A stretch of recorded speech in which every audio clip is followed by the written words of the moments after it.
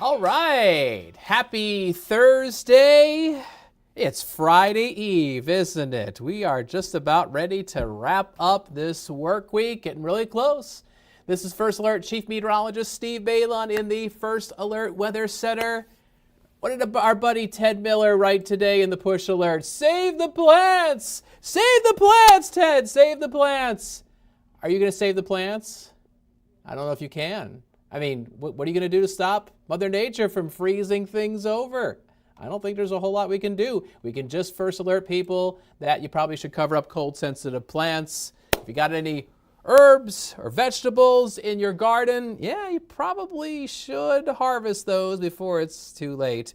All right, so we have got a Squawky view from our Appleton sky cam. Do you see Squawky the seagull?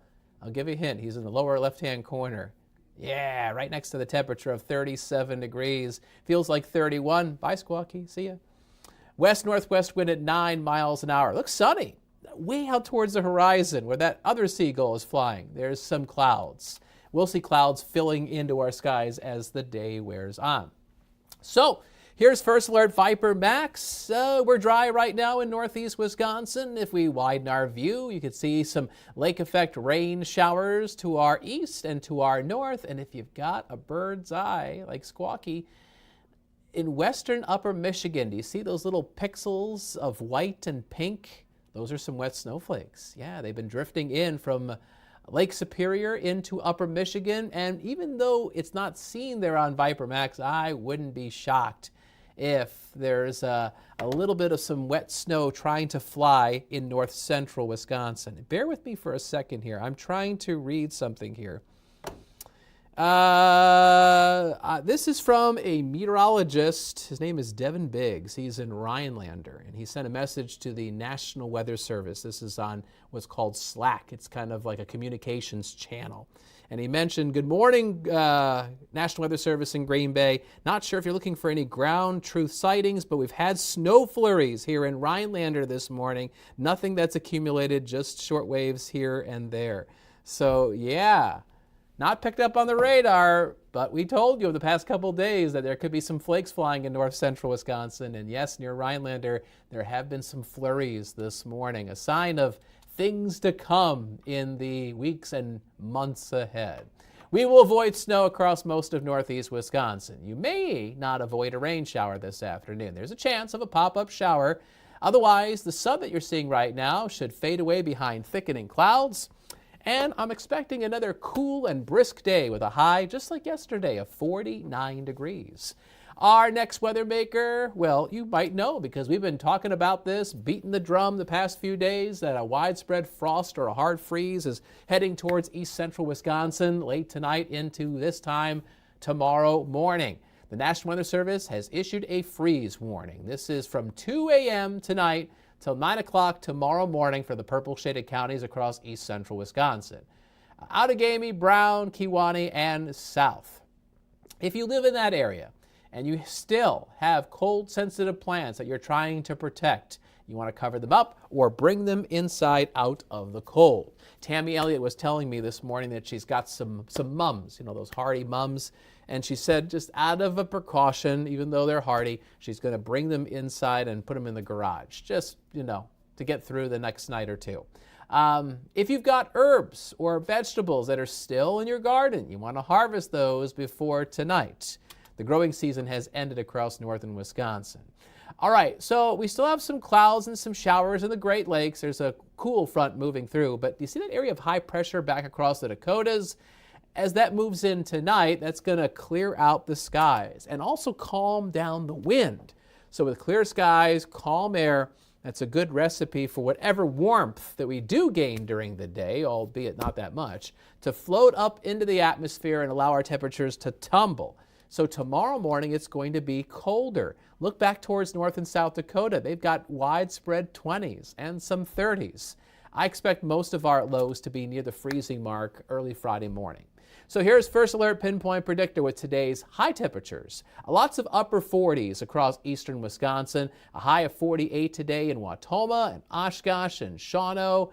And Marinette and Sturgeon Bay, low and mid-40s across northern Wisconsin. Temperatures will be below average with our northwest winds still brisk around 10 to 15 miles an hour. And there'll be some higher gusts around 20 miles an hour. You see, it's kind of on the edge of the graph. Right after 7 p.m., it goes from 7 to 8 p.m. See how the wind gusts just kind of drop off the table? So after sunset, the gusty winds will slow down as that high-pressure system moves in. And that's part of the equation to help develop frost tonight. So we're seeing some sun right now, but in a few hours it'll turn partly sunny. And here's 1 o'clock in the afternoon. Near and north of Highway 10, a couple sprinkly light showers could develop. If you look at Predictor, you can see around and north of Rhinelander those specks of pink and white. Yeah, those are some of those flurries, those wet snowflakes mixing in. That should stay generally north and west of Anago. Isolated showers will come to an end late in the afternoon. Clouds will break apart as the evening wears on. And after midnight, it is going to be mostly clear and calm. And the temperatures will go down, down, down to near the freezing mark. A low of 33 in Oshkosh, 31 in Green Bay, some 20s west and northwest. Cold enough where this will be the end of the growing season. That widespread frost will be forming across east central Wisconsin. So last call to harvest or protect those cold sensitive plants. Right now, temperatures are above freezing. We're at 38 degrees in Green Bay. We're at 40 in Manitowoc and Sturgeon Bay. And we'll go up to a high of 49 today. Thickening clouds, a couple spotty light showers are possible. Tonight, widespread frost or freeze, a low of 31. Tomorrow, with some sunshine, we're back up to 51 in the afternoon, but then temperatures drop again Friday evening. If you were going to any of the high school football games, we're talking about playoff games tomorrow night, make sure you're dressed warmly. Get the coat out, get the blanket. I was talking with Dave Edwards on WHBY this morning. He was preaching the importance of having a blanket not just on your lap, but underneath you. You know what I'm talking about when you're sitting on those aluminum bleachers and they're cold. I mean, listen, we want to make sure that all of your cheeks are covered and warm, right? I'm not talking about just your facial cheeks. You got to stay warm when you're going to those high school football games. Temperatures will be dropping back into the upper 30s. It's going to be cold, but it's going to be calm, and skies will be mostly clear. Oh, before I forget, our Operation Football Game of the Week, Fox Valley Lutheran at Luxembourg Casco. It's going to be a great game, and we'll have highlights of all those playoff football games tomorrow night on Action 2 News at 10. We've got Cover 2 coverage. All right, so the weekend looks a bit milder with a gentle south wind. We're looking at highs mainly in the mid and upper 50s. Notice on Saturday I put a stray shower, question mark. There could be an isolated rain shower on Saturday. It's only at best a 20% chance. I think the odds are pretty good that it's going to be dry if you're taking the family out to go pick pumpkins or go to the corn maze on Saturday. I do think we'll see a mix of sun and clouds, kind of a variable sky. Again, just a tiny chance of a shower. And in the afternoon, our temperatures will work their way into the mid-50s. Now, I got to give you that first alert update on our Halloween forecast. We have been tracking this for almost a full week, ever since Friday of last week, giving you multiple first alerts on what that Halloween forecast looks like. And now we're 8 days away from the big day for a lot of families. And I have not made a lot of wholesale changes. I've made just little tweaks as I've been getting fresh data in the Weather Center. So I think we're going to have clouds around for Halloween, mostly cloudy. It's probably going to be dry.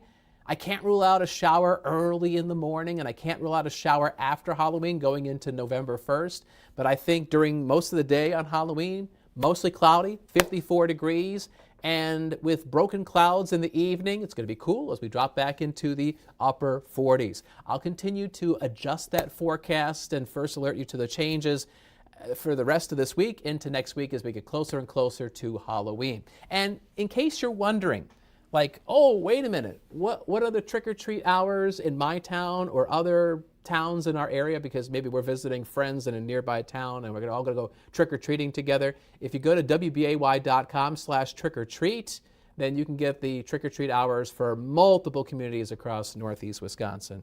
And the fact that I promoted that makes our buddy Ted Miller super duper happy. Right, Ted? That's right. You like to promote what's on our website. That's your job. That's your thing, man. There you go. That's our forecast for today. You got the whole kit and caboodle, all that I can give you. And coming up in just about, let's see here, under 15 minutes, Action 2 News Mid-Morning. I believe Kristen Allen is in for Aisha Morales. She's been busy, Kristen. She's been doing live shots for our Coats for Kids campaign. That ends today. Yeah, so if you don't know, every year we collect coats for kids. We're talking about needy kids in our community. You know, you and I, depending on our situation, we may have been blessed with different things and, getting a coat for winter to stay warm. Perhaps it's an afterthought. But unfortunately, there are some families in Northeast Wisconsin where it's not an afterthought, where it's a lot more difficult to be able to keep your kids warm with the clothes that they need to get through potentially a harsh winter. And so we are also blessed that we've got a lot of people in Northeast Wisconsin who are very generous, who donate coats for kids. And today's the last day of the drive that we sponsor.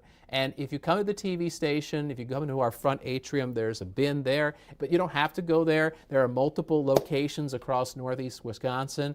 This morning we were over the PDQ car wash in Ashwaubenon. That's another place where there's a bin. If you go to our website, you can find the different drop-off locations for coats for kids. And we really appreciate your generosity because the coats that get donated, they make a huge difference to get people through winter, which can be pretty tough. But we wanted to make sure that the kids are getting what they need to stay warm. All right, thanks for watching our First Alert live stream, Action 2 News, mid-morning, starting in roughly 10 minutes. I hope you have a good day, and we'll be back tomorrow doing this again. We'll talk more about your Friday forecast and your weekend forecast. Take care. Bye-bye.